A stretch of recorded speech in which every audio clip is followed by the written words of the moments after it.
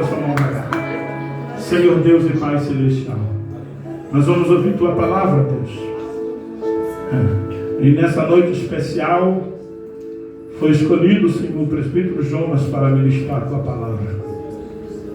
Ó Deus, e é bem verdade que hoje também é um dia especial para o presbítero Jonas, porque ele está fazendo aniversário hoje.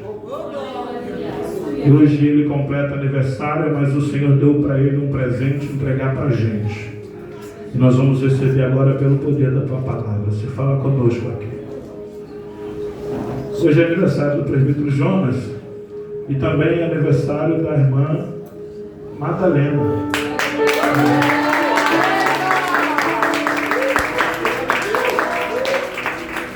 Eu vou passar a amar minha sogra mais a partir de agora.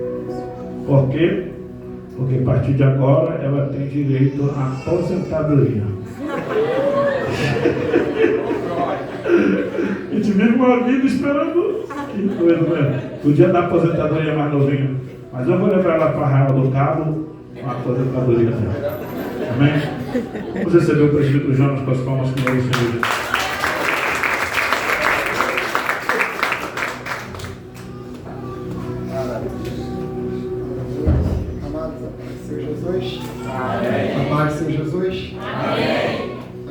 Efésios, capítulo número 4.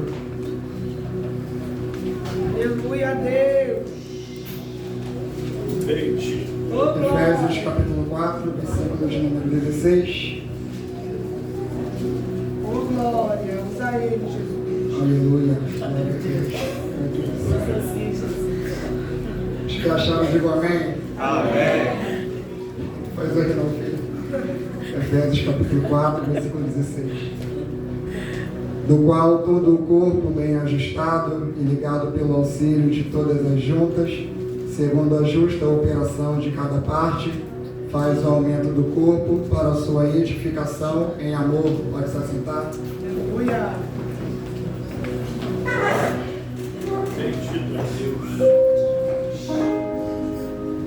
Esse texto e esse versículo que foi escolhido por tema da noite desse dia, dessa festividade de 10 anos, é muito sugestivo para o que nós estamos vivendo no decorrer de todos esses anos. Estamos funcionando como engrenagens diante do Senhor. Cada um foi posto aqui por Deus em cada área dessa igreja para estar operando e funcionando. E eu compreendo que se eu parar de operar, eu posso comprometer outras engrenagens.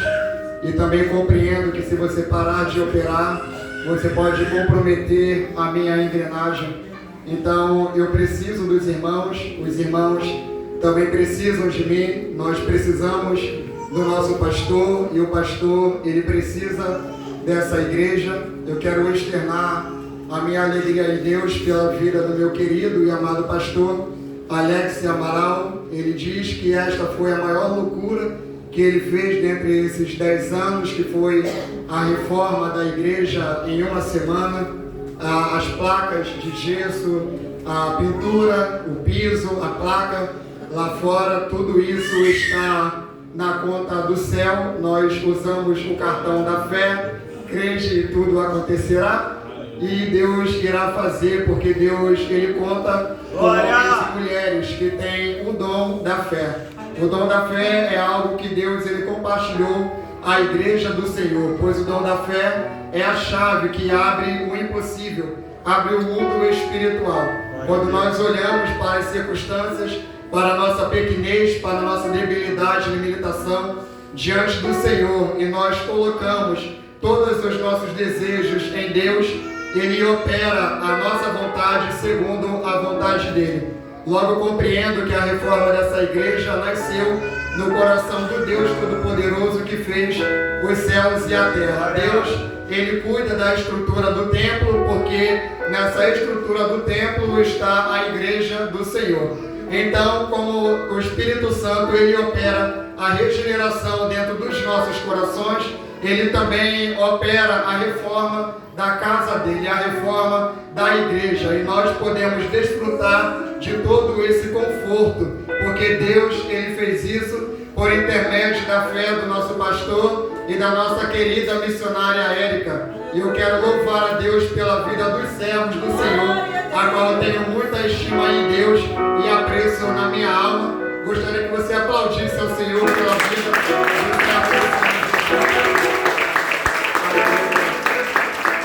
Louvo a Deus também pela vida da minha querida tia Angélica, que está aqui na noite desse dia. É um desejo da nossa alma, sempre foi um desejo da nossa alma tê-la aqui conosco nesse culto de louvor e adoração.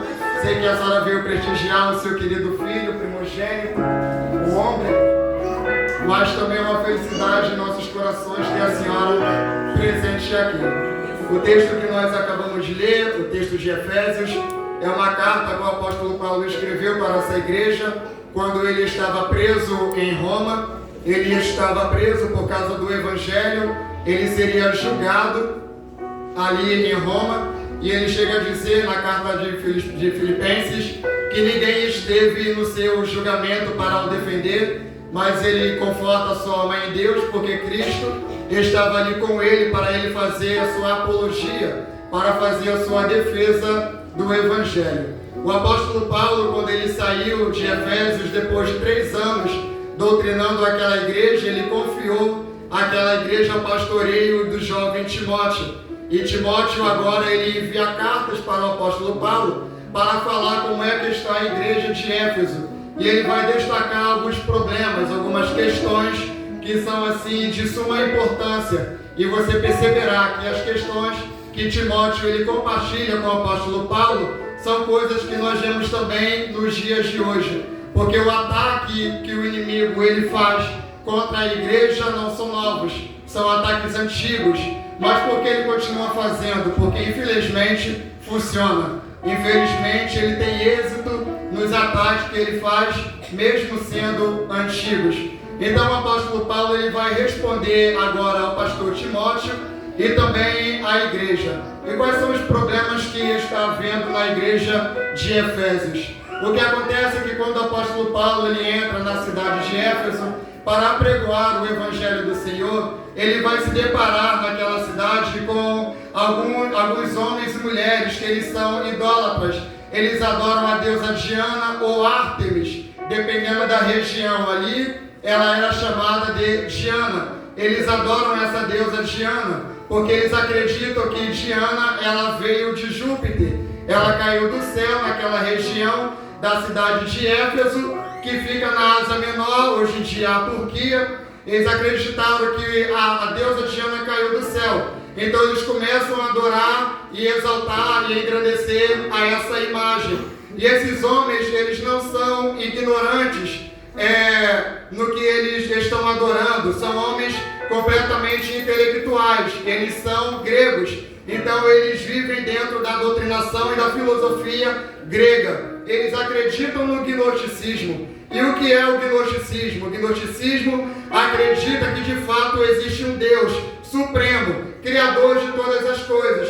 Porém, o gnosticismo, eles compreendem que esse Deus, ele é deísta. O que seria um Deus deísta? Eles compreendem que Deus, ele sendo criador de todas as coisas, da natureza e de todo o universo, ele por ser puro, santo, soberano, ele não pode ter contato direto com a natureza. Ele não pode ter contato direto com aquilo que é material. Porque o Deus, sendo puro, santo, se ele tiver contato direto com aquilo que é material, esse Deus ele está se corrompendo, ele está se tornando impuro. Logo, ele não pode ser adorado. Então, para o gnosticismo, Deus, ele criou todas as coisas, porém ele não tem contato direto com o ser humano, que para eles é impuro. Não tem contato direto com a natureza, porque para eles a natureza também é impura. Então o que esse Deus deísta faz?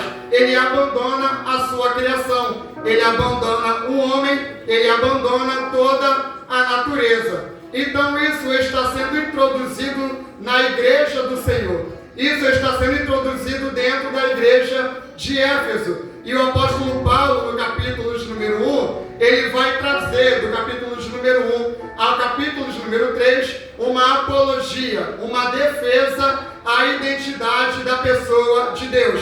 Porque Satanás, ele sempre procurou atacar ao Criador de todas as coisas. Então, qual é a teologia que o apóstolo Paulo vai dizer? O apóstolo Paulo, ele vai dizer que Deus, além de ele ter criado toda a natureza e também ter criado o ser humano, Deus, ele elegeu, Deus, ele predestinou o ser humano para ser salvo. Então, o apóstolo Paulo está dizendo que esse Deus que criou todas as coisas, ele tem contato direto com o ser humano, porque é bem da verdade que a impureza humana não contamina o Senhor Deus, mas a santidade de Deus purifica o ser humano. A impureza humana, ela não vai tirar a majestade, a glória e o poder de Deus, mas a majestade, a glória e o poder de Deus vai purificar, vai transformar toda a humanidade. Então, no capítulo 1, o apóstolo Paulo está dizendo que Deus, ele criou todas as coisas e que a natureza pertence a Deus. Eu não curto da natureza, eu não tenho uma preocupação, um zelo com a natureza, porque a natureza é minha mãe. Pelo contrário, isso aí é uma ideologia mundana de que a natureza é nossa mãe. Eu não acredito em mãe natureza, porque a natureza, ela não me criou. É bem verdade que a nossa estrutura, ela vem da matéria, ela vem da terra. Porém, podemos perceber que quando Deus, ele criou ou formou o homem no jardim do Éden, lá estava um corpo, uma forma, uma estrutura no barro, mas não tinha vida. Então, quem é o meu Criador? É aquele que soprou a vida em mim. O meu Criador, o meu Pai, é o Deus Todo-Poderoso que fez os céus e a terra. Eu não tenho que cuidar da natureza dentro desse pensamento, mãe natureza, tenho que honrar a natureza, tenho que reverenciar a natureza. Não, a própria natureza reverencia o Deus Todo-Poderoso que fez os céus e a terra. A Bíblia diz na carta aos Romanos que a natureza, toda a estrutura, ela espera pela manifestação do Deus Todo-Poderoso. Quando o mar está sendo agitado, quando o vento está soprando, quando a terra está tremendo, essa é a forma da natureza adorar, engrandecer e bendizer ao nome do Deus Todo-Poderoso. Não tenho mãe natureza, eu tenho Pai Criador que fez os céus e a terra.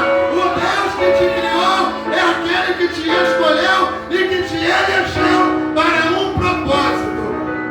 No capítulo de número 2 do apóstolo Paulo, ele vai mais ainda contra o gnosticismo, porque o gnosticismo, eles têm por ideia que o ser humano, ele não pode ter contato com Deus. O gnosticismo, eles vão dizer que essa estrutura humana, por ela ser pecaminosa, por ela ser uma estrutura podre, esta estrutura precisa ser gastada da melhor forma que você puder imaginar. Porque é que os gregos, nos seus cultos, havia orgias, havia alcoolismo e havia tanta depravação? É por causa do entendimento. Eles compreendiam que quanto mais eles destruíssem o seu corpo por intermédio de relações abertas sexuais, por intermédio do alcoolismo, por intermédio da depravação da carne, eles sairiam mais rápido daqui da terra para ir para o céu, para onde eles deveriam ir, onde eles acreditavam nos seus deuses. No capítulo 2, o apóstolo Paulo está dizendo que Cristo, ele nos chamou, e não chamou, mas nos escolheu, e também ele nos salvou. E ele diz que nós não devemos viver na mesma prática que nós vivíamos no tempo da ignorância, como viviam os gentios, porque pela graça nós somos salvos mediante a fé, mas isso não vem de nós. Isso é o quê? Isso é dom de Deus. O apóstolo Paulo está dizendo: o Deus que criou todas as coisas cuida da natureza. O Deus que criou todas as coisas, ele escolheu sim um povo depravado, um povo em pecado, um povo que habitava em treva, mas ele se entregou. Pela graça eles foram salvos. Deus não me escolheu aqui pregando, aqui não. Deus não me escolheu aqui dando uma palavra de saudação coração. Deus não me escolheu aqui falando línguas estranhas e rodando na igreja. Deus não me escolheu aqui ministrando uma palavra para o seu coração. Deus me escolheu quando eu estava depravado, vivendo em trevas lá no mundo. Deus me escolheu quando eu estava me prostituindo, quando eu estava nos vícios, quando eu estava pecando. Deus, Ele me escolheu lá. Não foi aqui. No capítulo de número 3, o apóstolo Paulo ele vai orar e vai interceder pela igreja de Éfeso. Ele vai orar pelos Efésios. Ele vai clamar a Deus para que a igreja em Éfeso permaneça firme na palavra do Senhor. No capítulo de número 3, o apóstolo Paulo ele vai dizer que nós fomos selados com o selo do Espírito Santo. Algo que o gnosticismo tinha naquela época e que hoje em dia nós vemos de muito e que está sendo comum até mesmo em algumas igrejas, a tatuagem. Uma coisa é você ter ido para o mundo e lá fora você fez tatuagem, foi na sua ignorância, aí você veio para a casa do Senhor. Acredite, esses sinais que fazem contato com o mundo espiritual não tem poder mais sobre a sua vida, porque o Espírito Santo está sobre você, mas você que está dentro da casa do Senhor e às vezes cogita a ideia, eu quero fazer uma tatuagem para esconder uma cicatriz, eu quero fazer uma tatuagem para cobrir uma estria, eu quero fazer uma tatuagem para cobrir alguma mancha no meu corpo. Eu quero dizer para você que você já tem uma marca, você foi selado pelo selo do Espírito Santo de Deus. Éfeso era uma cidade portuária, toda hora exportava produtos e entrava produtos também em Éfeso. Cada produto que saía de Éfeso tinha um selo, tinha uma marca. Quando o produto de Éfeso chegasse lá em Corinto, quem recebe produto em Corinto compreende. Esse produto está vindo da cidade de Éfeso por causa do selo, por causa da marca, se identifica que está vindo de Éfeso. O apóstolo Paulo está dizendo que quando nós fomos selados pelo Espírito Santo, nós já temos uma marca em nós. Nós já temos uma identidade na nossa vida. Não podemos aceitar outra marca em nós. Não podemos aceitar outra identidade. A marca em nós nos conecta ao céu. Quando o arrebatamento da igreja acontecer, quando a trombeta tocar, quem os anjos irá recolher? Quem tem a marca? Quem tem o selo do Espírito? Os anjos não vão olhar para o meu rosto, para lembrar os anos que eu vivi na casa do Senhor, para ver se eu haverei de ser levado ou não. Ele vai olhar para o selo, ele vai olhar para dentro do meu espírito, e ele vai ver: tem selo, puxa, tem selo, leva, tem selo, sobe. Há um selo dentro de nós, e precisamos preservar esse selo. E esse selo não vai cobrir a nossa cicatriz. Esse selo não vai cobrir as nossas debilidades. Esse selo não vai cobrir a nossa mancha. Pelo contrário, a gente está ferido. Estamos com cicatrizes, mas o selo continua aí. A sua identidade é o selo. No Evangelho ainda seremos muito machucados. A igreja ainda será muito perseguida. A igreja ainda terá muitas marcas. Mas o que vai identificar naquele dia é a marca do Espírito. É o selo do Espírito dentro de nós. Não abra mão do selo do Espírito Santo. No capítulo 4, o apóstolo Paulo ele está dizendo, e é uma sequência, capítulo 4, capítulo 5, capítulo 6. O capítulo 4, o apóstolo Paulo está dizendo para a igreja que a igreja precisa permanecer no pudor do Senhor, vivendo em santidade. No capítulo número 4, o apóstolo Paulo, ele inicia dizendo que nós somos um com Cristo, somos um com Deus, como? Pelo mesmo Espírito, o Espírito que opera tudo em todos.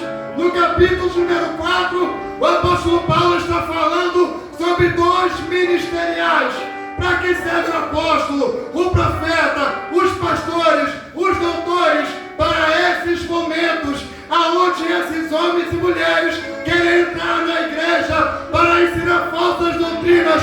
Aí vem os apóstolos, aí vem os profetas, aí vem os pastores, aí vem os doutores para permanecer, para preservar a igreja na verdade. Gnosticismo, palavra gnosis, quer dizer conhecimento, saber. Porém, é um saber mundano, é um conhecimento mundano. Até para me fazer pecar, eu preciso saber. E falar para você, no momento que nós estamos sendo tentados, Satanás ensina. Só que um ensinamento do diabo.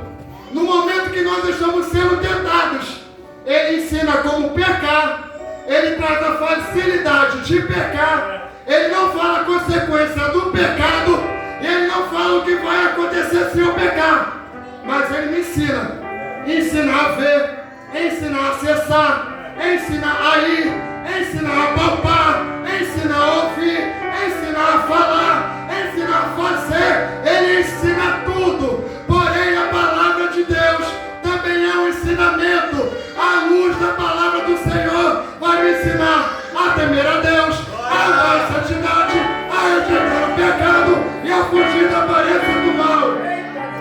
Precisamos aprender com a palavra, porque quando Satanás vier te ensinar a pecar, você vai dizer para o diabo: eu não quero aprender a pecar, eu já aprendi a santidade. Não há nada mais puro do que a santidade, não há nada mais puro do que viver diante da palavra.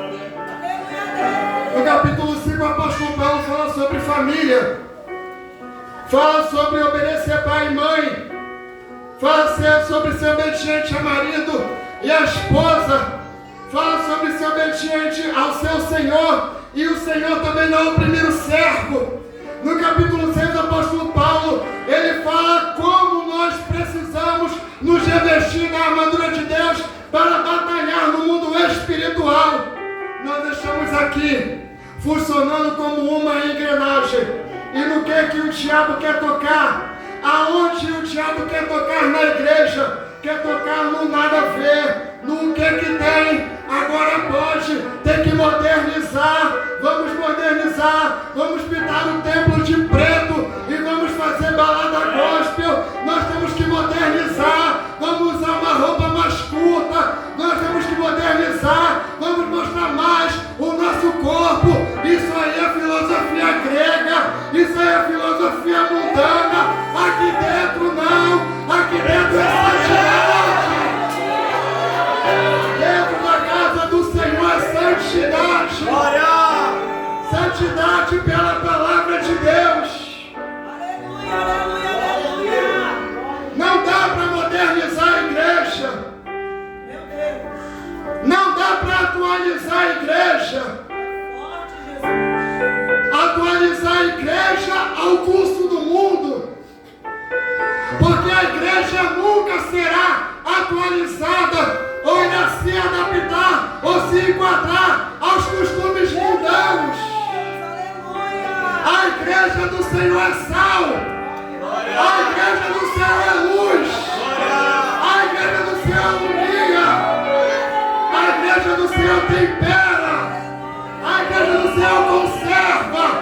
A igreja do céu preserva. Daí o gnosticismo vai tocar em Cristo.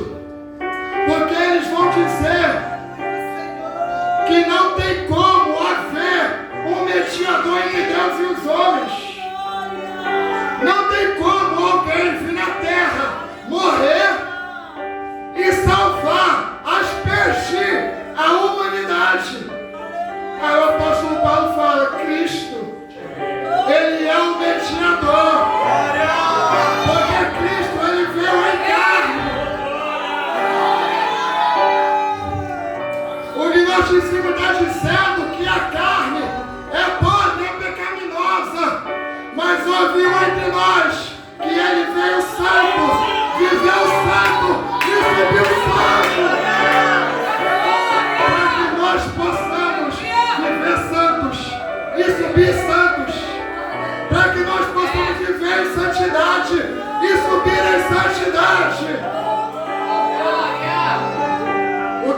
princípio vai dizer que o sangue não asperge.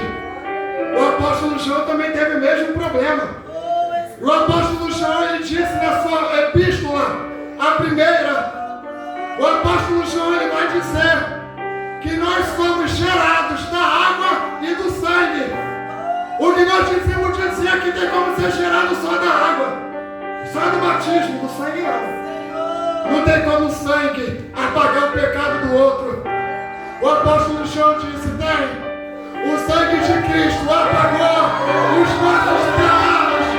O sangue de Cristo nos purificou de todo o pecado. Irmãos, tocar no sangue é mexer com a ceia. Porque ceia é sangue. Ceia é pão. Ceia é sangue, ceia é corpo. Se eu não acredito no sacrifício expiatório de Cristo para a minha vida, eu não participo do sangue. Porque eu só participo da ceia, porque eu creio que o sangue dele me purificou de todo o meu pecado. Senão eu não tomo. Nós estamos funcionando como engrenagens.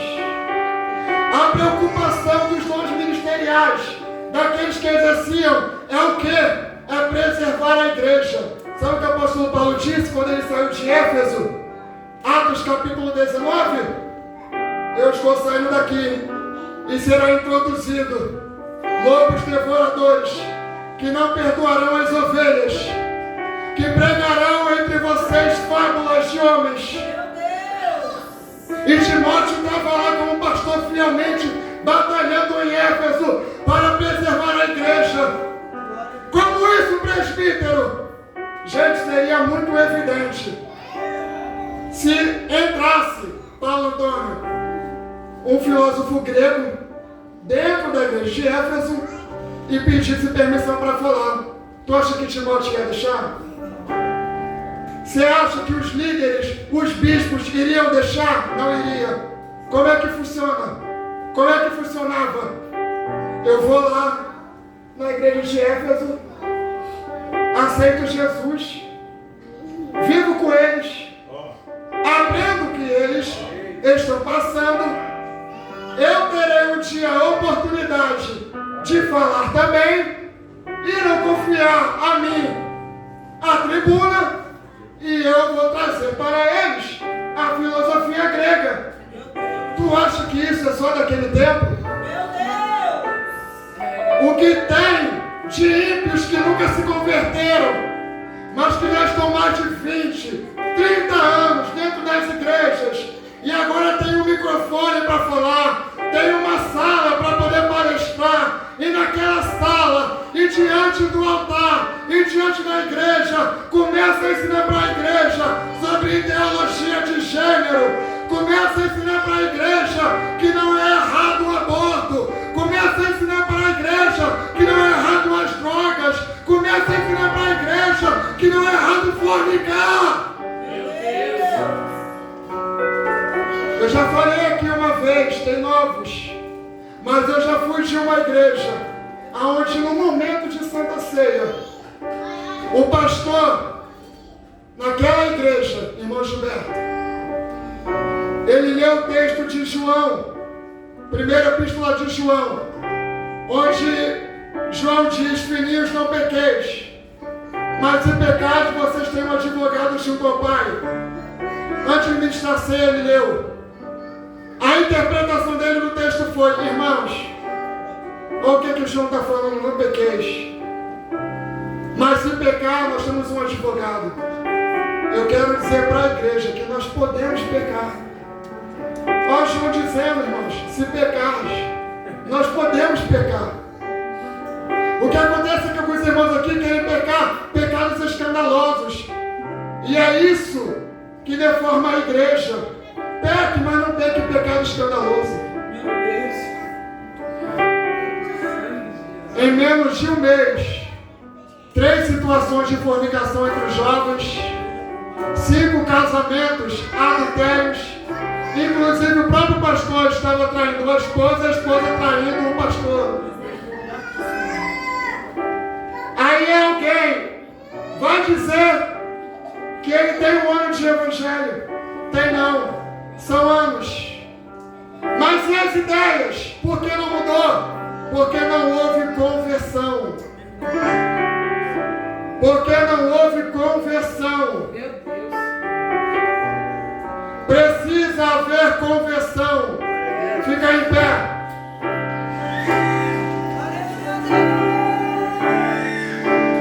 O altar da igreja é para quem é convertido. Salas da igreja de crianças. Um dia os jovens terão a sua sala. As irmãs também. O ministério também é para convertido. Porque senão deturpa, senão destrói. Aqui é uma engrenagem. Nessa igreja tem espírito de verdade, que o mundo não pode receber, que habita em nós. E o espírito da verdade denuncia